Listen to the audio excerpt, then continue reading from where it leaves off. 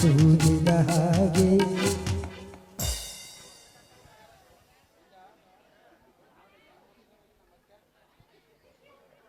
ತಂದೆ ತಾಯಿ ದೇವ್ರು ಅಂತಾರೆ. ಆತೆ ನನ್ನ ತಂದೆ ತಾಯಿ ನನ್ನ ಪಾಲಿಗೆ. ಅಪ್ಪ ಅಮ್ಮ, ನಾನು ಮಾಡಿದ ತಪ್ಪ ಇಲ್ಲ ನೀವು ಮಾಡಿದ ತಪ್ಪ? ಯಾಕೆ ಯಾಕೆ ಈ ರೀತಿ ಆಯ್ತಲ್ಲ ನನ್ನ ಜೀವನ?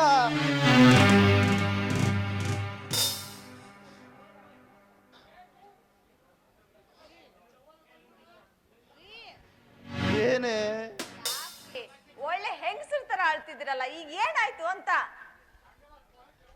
ಏನಾಯ್ತು ಅಂತ ಕೇಳ್ತಾ ಇದೆಯಲ್ಲೇ? ಏನಾಯ್ತು ಏನಾಗಿದೆ ಅಂತ ನಿನ್ಗೊಂದು ಗೊತ್ತಿಲ್ವೇನೆ?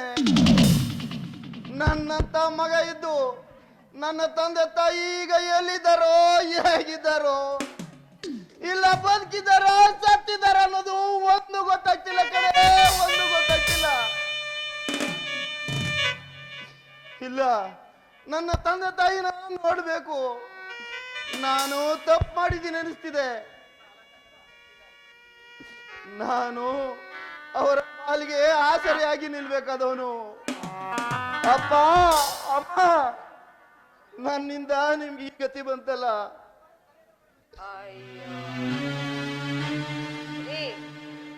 ಅವ್ರು ಮಾಡಿದ ಕರ್ಮ ಅವ್ರು ಅನುಭವಿಸ್ತಾರೆ. ಅಲ್ಲ ರೀ, ನಿಮ್ ಮೇಲ್ ಪ್ರೀತಿ ಇದ್ರೆ ನಿಮ್ಮನ್ನ ಬಿಟ್ಟು ಹೋಗ್ತಿದ್ರಾ? ಇಲ್ಲ ತಾನೆ. ಅವ್ರು ಇದ್ರೆಷ್ಟು ಬಿಟ್ರೆಷ್ಟು. ಮಾತಿನ ಮೇಲೆ ಇಡ್ತಾ ಇರ್ಲಿ, ನಾಲ್ಗೆನ ಸೀಳು ಹಾಕ್ಬಿಡ್ತೀನಿ. ಅವರು ಏನೇ ತಪ್ಪು ಮಾಡಿದ್ರು ನನಗೆ ಜನ್ಮ ಕೊಟ್ಟ ದೇವ್ರುಗಳು ಕಣೆ. ಅವರು ನನಗೆ ಜನ್ಮ ಕೊಟ್ಟ ದೇವ್ರುಗಳು. ಸಬಾಸ್, ತಂದೆ ತಾಯಿ ಮೇಲೆ ಇಷ್ಟಾದ್ರೂ ಪ್ರೀತಿ ಗೌರವ ಇಟ್ಟಿದಾರಲ್ಲ. ಓ ಸರ್, ನೀವು ಈಗ ಬಂದ್ರ? ಬನ್ನಿ ಸರ್. ಪರವಾಗಿಲ್ಲ ಕಣಮ್ಮ, ನೀನಾದ್ರೂ ನನ್ನ ನೆನ್ಪಿಟ್ಟಿದ್ಯಲ್ಲ ಶಂಕರ್. ಹೇಳಿ ಸರ್. ಏನೇ ಶಂಕರ್, ನೀವು ನಮ್ಮ ಬ್ಯಾಂಕ್ಗೆ ಬಂದು ಆ ಉಗ್ರಪ್ಪನಿಗೆ 20 ಲಕ್ಷಕ್ಕೆ ಸೂರಿಟಿ ಹಾಕಿ ಹೋದವರು 2.5 ವರ್ಷ ಆಯಿತು. ಆದರೆ ಅವತ್ತಿಂದ ಇವತ್ತು ಗಂಟೆ ನೀವು ನಮ್ಮ ಬ್ಯಾಂಕಿಗೆ ಬಂದು ಆ ಉಗ್ರಪ್ಪ ಸಾಲ ಕಟ್ಟಿದನ ಇಲ್ವ ಅಂತ ಒಂದಿನವಾದ್ರೂ ಕೇಳಕ್ಕಿರ್ಲಿವಲ್ಲ? ಯಾಕೆ ಸರ್, ನಮ್ಮಪ್ಪ ಹಣ ಕಟ್ತಿದಾರಲ್ಲ, ಅವ್ರು ಯಾವತ್ತೂ ಹಿಂದೆ ಸರಿಯೋರಲ್ಲ. ಏನು ನಿಮ್ಮ ಅಪ್ಪ ಕಟ್ತಾ ಇರೋದು? ನಿಮ್ಮ ಅಪ್ಪ ಇಂಥ ದಗಲ್ಬಾಜಿ ಅಂತ ನನಗೆ ಗೊತ್ತಿರಲೇ ಇಲ್ಲ. ಅಲ್ಲಮ್ಮ ದೀಪ, ನಿಮ್ಮ ಅಪ್ಪ 2.5 ವರ್ಷ ಆಯ್ತು 20 ಲಕ್ಷ ನನ್ನ ಬ್ಯಾಂಕಲ್ಲಿ ತಗೊಂಡೋದನು. ನಮ್ಮ ಬ್ಯಾಂಕ್ ಇವತ್ತು ಗಂಟೆ ಅವ್ನು ಬಂದೇ ಇಲ್ಲ.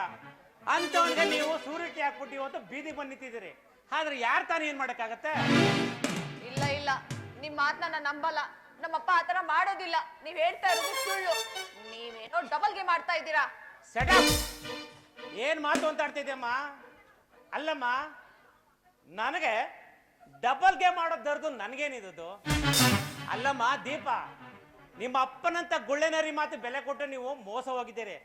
ಅದು ಅಲ್ಲದೆ ಹಾ ದೇವ್ರಂತ ಮೀನಾಕ್ಷಮ್ಮನವ್ರನ್ನ, ಗುಣಶೇಖರ್ನ ಈ ಮನೆಯಿಂದ ಆಚೆಗೆ ಓಡಿಸಿದ ದ್ರೋಹಿಗಳು ನೀವು. ಅವರ ನಿಟ್ಟುಸಿರು ನಿಮ್ಮನ್ನ ಕಾಡದೆ ಬಿಡಲ್ಲ.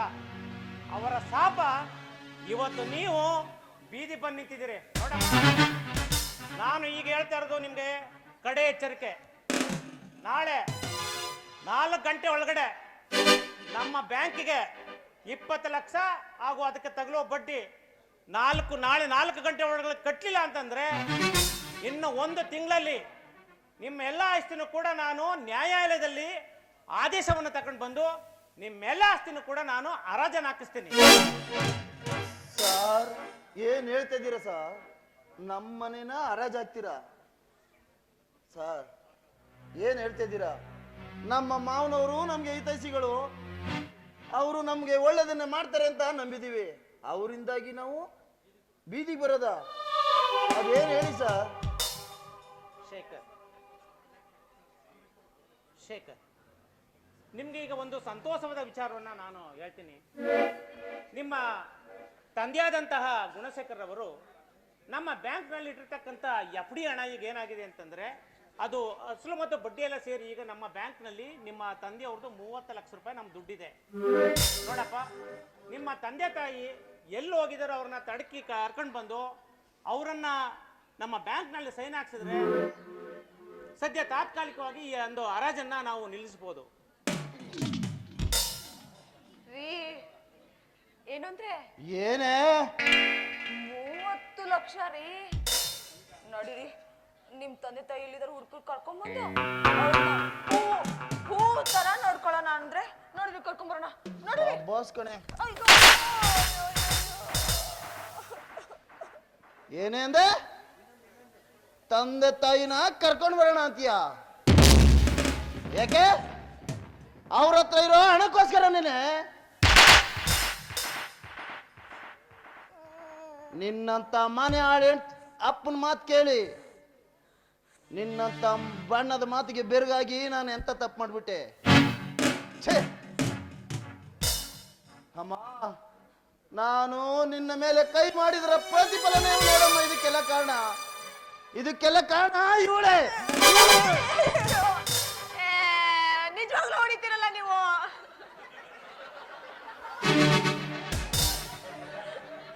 ಇದ್ರಲ್ಲಿ ನಮ್ಮ ಅಪ್ಪಂದೇನ್ ತಪ್ಪಿಲ್ಲ.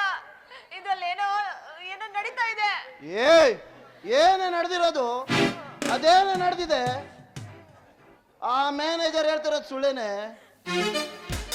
ನಿನ್ನಂತ ಮನೆ ಹೆಂಡತಿ ಮತ್ತು ಬೆಲೆ ಕೊಡೋರ್ಗೆಲ್ಲ ಇದೇ ಶಿಕ್ಷೆ ಅಂತ ಕಾಣುತ್ತೆ. ಹೊಡಿರಿ, ಈ ಕೆನ್ನೆ ಆಗ್ಲೇ ಕೆಂಪಗಾಗಿದೆ, ಇನ್ನೊಂದ್ ಕೆನ್ನಿಗೆ ಹೊಡೆದು ಸಾಯಿಸ್ಬಿಡಿ ನನ್ನನ್ನ.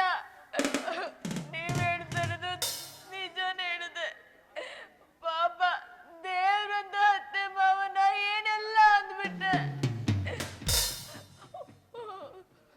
ಎಂತ ಸಂಸಾರನ ಬೀದಿಗೆ ತಂದ್ಬಿಟ್ಟೆ. ನನ್ನಂತ ಸೊಸೆ ಬದುಕಿರ್ಬಾರ್ದು, ಸಾಯೋದೇ ಒಳ್ಳೇದು.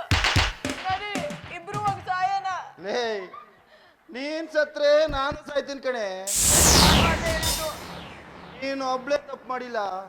ನಿನ್ನ ಮಾತು ಕೇಳಿ ನಾನು ತಪ್ಪು ಮಾಡಿದ್ದೀನಿ ಕಣೆ. ಇಲ್ಲ, ನನ್ನ ಅಪ್ಪನ ಹತ್ರ ಹೋಗಿ ನಮ್ಮನೆ ಹರಾಜಾಗ್ತಿದೆ, ನಿಮ್ಮ ಹೆಸರಿನಲ್ಲಿ ಹಣ ಕೊಡಿ ಅಂತ ನಾನು ಯಾವ ಮುಖ ಹೊತ್ಕೊಂಡು ಹೋಗಿ ಕೇಳಿ? ಇಲ್ಲ, ನಾನು ಅವ್ರಿಗೆ ಮುಖ ತೋರಿಸೋ ಯೋಗ್ಯತೆನೂ ಇಲ್ಲ. ನಡಿ, ಆ ನಿಮ್ಮ ಅಪ್ಪನ್ನ ಕೊಂದು ನಾವು ಸಾಯೋಣ. ಹೌದು ಅಂದ್ರೆ ನಡೀರಿ, ಹೋಗೋಣ. ನಡೀರಿ, ನಮ್ಮಂತವ್ರು ಬದುಕಿರ್ಬಾರ್ದು. ಹೋಗಿ ಅಲ್ಲಿ ಔಷಧಿ ಬಾಟ್ಲಿದೆ, ತಗೊಂಡ್ ಬರೇ. ನಾನು ನಡೆಯಕ್ ಹೋಗಿ ನೀವು ರಕ್ತ ಬರ್ಸ್ಕೊಂಡಿದ್ದೀರಲ್ಲ ಇಲ್ಲಿ.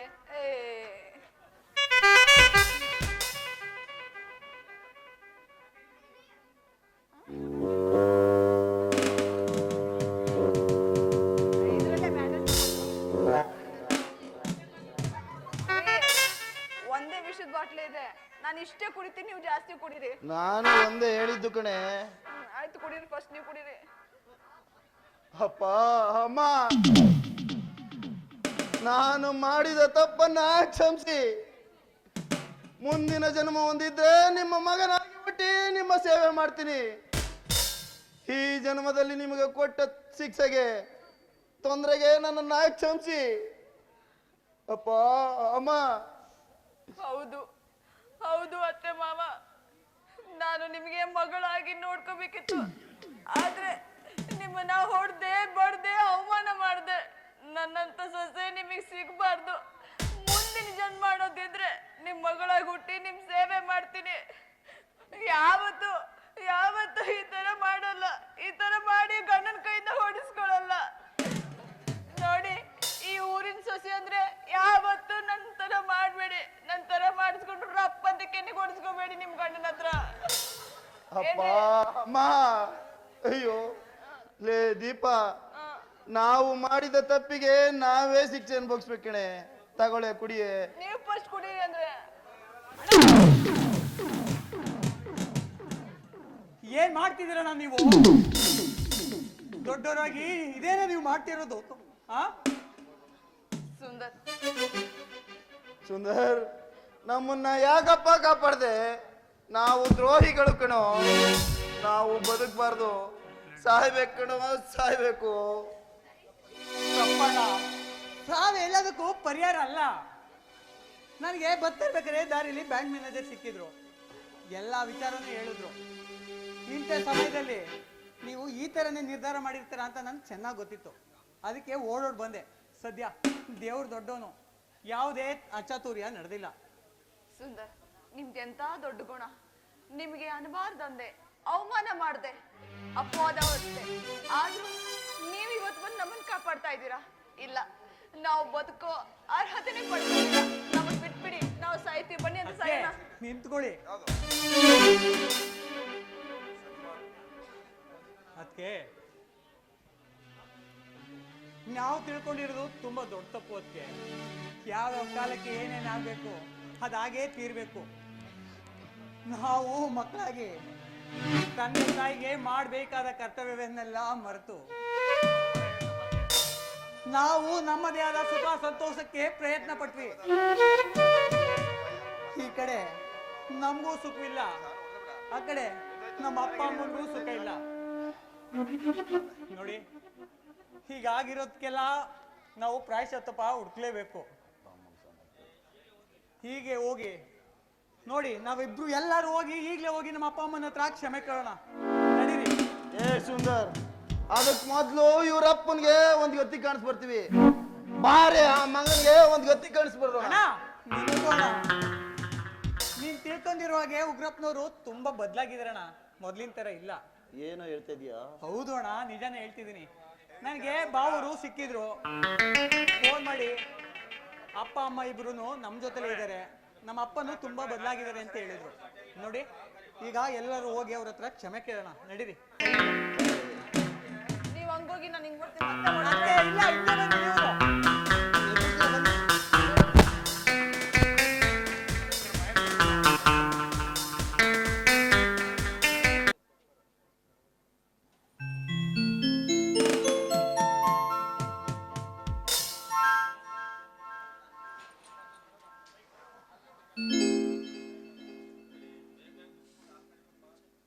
ಛೇ, ಎಂತ ತಪ್ಪು ಕೆಲಸ ಮಾಡ್ತಾ ಇದೆ. ಒಡ ಹುಟ್ಟಿದ ತಂಗಿ ಪ್ರೀತಿಸಿ ಮದುವೆ ಆದ್ಲು ಅಂತ ಅವಳ ಮೇಲೆ ದ್ವೇಷ ಸಾಧಿಸ್ಬಿಟ್ಟೆ. ನನ್ನ ಜೀವನ ನಾನೇ ಹಾಳು ಮಾಡ್ಕೊಂಡೆ. ದ್ವೇಷದಿಂದ ಏನು ಮಾಡೋದಕ್ಕೆ ಸಾಧ್ಯವಿಲ್ಲ. ಇದೇ ರೀತಿ ನಾನು ದ್ವೇಷ ಅಂತ ಮಾಡ್ತಾ ಇದ್ರೆ ಮುಂದೊಂದಿನ ನಾನು ನನ್ನ ತಂಗಿ ಮತ್ತೆ ನನ್ನ ಮಗಳ ಸೊಸೆಯನ್ನ ಕಳ್ಕಬೇಕಾಗುತ್ತೆ. ಇಲ್ಲ, ಸಾಧ್ಯವಿಲ್ಲ. ಇದು ನಾನು ಬದಲಾಗ್ಲೇಬೇಕು. ಹೇಗಿದ್ರಿ ಇವತ್ತು ನಮ್ಮ ಮನೆಗೆ ಯಾರು ಬರ್ತಾ ಇದ್ದಾರೆ.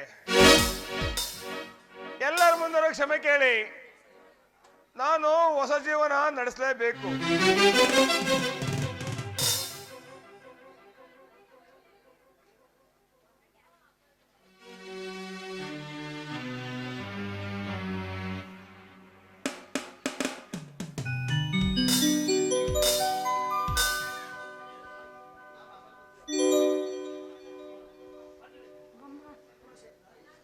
ಗುಣಶೇಖರ, ದಯವಿಟ್ಟು ನನಗೆ ಕ್ಷಮಿಸ. ನಿನ್ಗೆ ನಾನು ದ್ವೇಷ ಮಾಡಿಬಿಟ್ಟೆ, ಕೊಡಬಾರ್ದ ಕಷ್ಟವನ್ನು ಕೊಟ್ಬಿಟ್ಟೆ. ಮುಂದೆ ನಾವಿಬ್ಬರು ಸ್ನೇಹಿತರಾಗೆ ಹಂಗೆ ಇರೋಣ. ಹಿಂದೆ ಯಾವ ರೀತಿ ಇದ್ವೋ ಅದೇ ರೀತಿ ಈಗಲೂ ಇರೋಣ. ಉಗ್ರಪ್ಪ, ನಾನು ಯಾವತ್ತೂ ದ್ವೇಷ ಮಾಡಲಿಲ್ಲ. ನೀನು ಏನೇ ಮಾಡಿದ್ರು ನಿನ್ನ ತಂಗಿಗೋಸ್ಕರ ಮಾಡಿರೋದು. ಯಾವತ್ತಿದ್ರು ನೀನು ನಾನು ಸ್ನೇಹಿತರ ಕಡೆ. ನಿನ್ನ ಸ್ನೇಹ ಯಾವಾಗಲೂ ಅಮರವಾಗಿರಲಿ.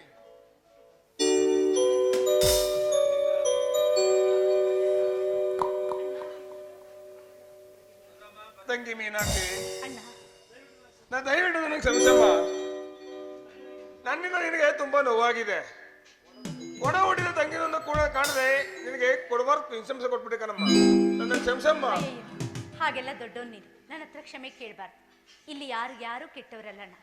ಸಮಯ ಸಂದರ್ಭ ಆ ರೀತಿ ಮಾಡಿಸ್ತು ಅಷ್ಟೇ.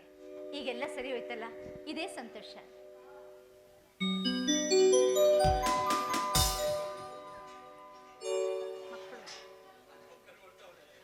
ಬರ್ರಿ ಬೇಕು. ಅಪ್ಪ ಅಮ್ಮ, ದಯವಿಟ್ಟು ನಮ್ಮನ್ನ ಕ್ಷಮಿಸ್ಬಿಡಿ. ಅಪ್ಪ ದಯವಿಟ್ಟು ನನ್ನನ್ನು ಕ್ಷಮಿಸ್ಬಿಡಿ. ಶಂಕರು ನಾನು ಹೇಳಪ್ಪ. ತಪ್ಪು ಮಾಡ್ಬಿಟ್ಟೆ ಅಮ್ಮ, ತಪ್ಪು ಮಾಡ್ಬಿಟ್ಟೆ. ಅಪ್ಪ ನನ್ನನ್ನು ಕ್ಷಮಿಸಿ ಅಪ್ಪ, ತಪ್ಪು ಮಾಡ್ಬಿಟ್ಟೆ ನಾನು. ಹೇಳಪ್ಪ ಹೇಳು. ಏನೋ ಆಗಿದ್ದೆಲ್ಲ ಆಗಲಿ.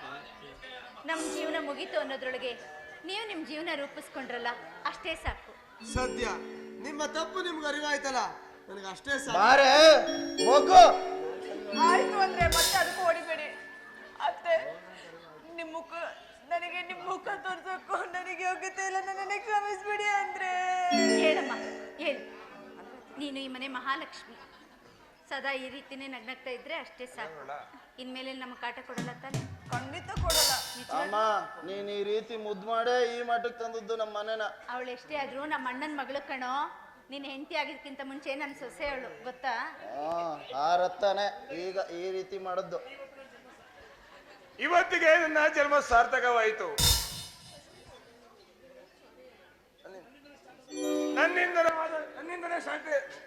ನನ್ನಿಂದವಾದ ಪ್ರಾರಂಭವಾದ ದ್ವೇಷ ಅಸೂಯೆ ಇವತ್ತಿಗೆ ಕೊನೆ ಆಯಿತು. ದಯವಿಟ್ಟು ಪ್ರೀತಿ ಮಾಡೋರನ್ನ ಯಾರು ದ್ವೇಷಿಸಬೇಡಿ. ಪ್ರೀತಿಗೆ ಜಯ ಇದ್ದೇ ಇದೆ. ಇದಕ್ಕೆ ಸಾಕ್ಷಿ ನನ್ನ ತಂಗಿ ಮೀನಾಕ್ಷಿ, ನನ್ನ ಸ್ನೇಹಿತ ಗುಣಶೇಖರ. ಮಧ್ಯೆ ಮಧ್ಯೆ ಮಧ್ಯೆ ಬಾ. ಸ್ನೇಹದಿಂದ ಶುರುವಾದ ಬಂದ ದ್ವೇಷವಕಾರಿತ್ತು. ಸ್ನೇಹದಿಂದ ಶುರುವಾದ ಬಂದ ದ್ವೇಷವಕಾರಿತ್ತು. ದ್ವೇಷದಿಂದ ಬಳಲಿದ ಬಂದ ಸ್ನೇಹವ ಕಂಡಿತು. ಇದು ಸ್ನೇಹ ಬಂಧನ, ಅನುರಾಗ ಬಂಧನ, ಸ್ನೇಹ ಬಂಧನ, ಸಂಸಾರ ಬಂಧನ, ಸಂಸಾರ ಬಂಧನ. ಉಗ್ರಪ್ಪನಿಂದ ಪ್ರಾರಂಭವಾದ ದ್ವೇಷ ಉಗ್ರಪ್ಪನ ಮುಖಾಂತರ ಮುಕ್ತಾಯವಾಗಿ ಕೊನೆಗೆ ಉಗ್ರಪ್ಪ ಹಾಗೂ ಗುಣಶೇಖರನ ಸಂಸಾರ ಒಂದಾಗಿ ಇಲ್ಲಿಗೆ ಈ ನಾಟಕ ಮುಕ್ತಾಯವಾಯಿತು. ಧನ್ಯವಾದಗಳು. ನಮ್ಮ ಗ್ರಾಮಕ್ಕೆ ಬಂದು ನಮ್ಮ ಕಲಾವಿದರ ಜೊತೆ ಅವರು ಅಭಿನಯಿಸಿದ್ದಾರೆ. ಅವ್ರಿಗೂ ಕೂಡ ನಾನು ನಮ್ಮೆಲ್ಲರ ಪಾತ್ರಧಾರಿಗಳ ಪರವಾಗಿ ಹಾಗೂ ಸಮಸ್ತ ನಾಗರಿಕರ ಪರವಾಗಿ ತುಂಬ ಹೃದಯದ ಧನ್ಯವಾದಗಳನ್ನು ಅರ್ಪಿಸುತ್ತೇನೆ. ಮತ್ತೆ ಮಂಡಾಕಿನಿ ಮೇಡಮ್ ಅವರು ಕೂಡ ಪೌರಾಣಿಕದಲ್ಲಿ ಮತ್ತು ಸಾಮಾಜಿಕದಲ್ಲಿ ಎರಡೂ ನಾಟಕದಲ್ಲಿ ಲೀಲಾಜಾಲವಾಗಿ ಅಭಿನಯಿಸುವಂತಹ ಅವರು ಕೂಡ ಕಲೆಯನ್ನ ಅಭಿವೃದ್ಧಿಪಡಿಸಿಕೊಂಡಿದ್ದಾರೆ. ಅವರು ಕೂಡ ನಮ್ಮ ಗ್ರಾಮಕ್ಕೆ ಬಂದು ನಮ್ಮ ಕಲಾವಿದರ ಜೊತೆಯಲ್ಲಿ ಅವರು ಕೂಡ ಅಭಿನಯ ಮಾಡಿದ್ದಾರೆ. ಅವರಿಗೂ ಕೂಡ ನಾವು ಈ ಒಂದು ನಮ್ಮ ಕಲಾವಿದರ ಪರವಾಗಿ ಹಾಗೂ ನಮ್ಮ ತಳಗರಾಜ ಗ್ರಾಮದ ಸಮಸ್ತ ನಾಗರಿಕರ ಪರವಾಗಿ ಅವರಿಗೆ ತುಂಬ ಹೃದಯದ ಧನ್ಯವಾದಗಳನ್ನು ಅರ್ಪಿಸುತ್ತೇನೆ. ಹಾಗೇನೆ ಸಾನಿಯಾ ಮೇಡಮ್ ಅವರು ಕೂಡ ಈ ಒಂದು ಪಾತ್ರಕ್ಕೆ ಜೀವವನ್ನು ತುಂಬಿ ಪಾತ್ರವನ್ನು ಅಭಿನಯಿಸಿದ್ದಾರೆ. ಅವರು ಕೂಡ ಈ ಒಂದು ಸಾಮಾಜಿಕ ನಾಟಕದಲ್ಲಿ ಸಾಕಷ್ಟು ಅಭಿನಯ ಮಾಡಿ ಸಾಕಷ್ಟು ಅನುಭವಗಳನ್ನ ಪಡ್ಕೊಂಡಿದ್ದಾರೆ. ಅವರಿಗೂ ಕೂಡ ನಾನು ನಮ್ಮ ಕಲಾವಿದಗಳನ್ನು ಸಲ್ಲಿಸುತ್ತೇನೆ. ಇನ್ನು ಹೆಚ್ಚಿನದಾಗಿ ಈ ನಮ್ಮ ನಾಟಕಕ್ಕೆ ಬಂದು ನಮ್ಮ ತಳಗರಾಜ ಗ್ರಾಮದ ಸಮಸ್ತ ನಾಗರಿಕರು, ಕಲಾವಿದರು, ಕಲಾಭಿಮಾನಿಗಳು, ಕಲಾಪೋಷಕರು ಎಲ್ಲರೂ ಕೂಡ ಈ ನಮ್ಮ ನಾಟಕವನ್ನು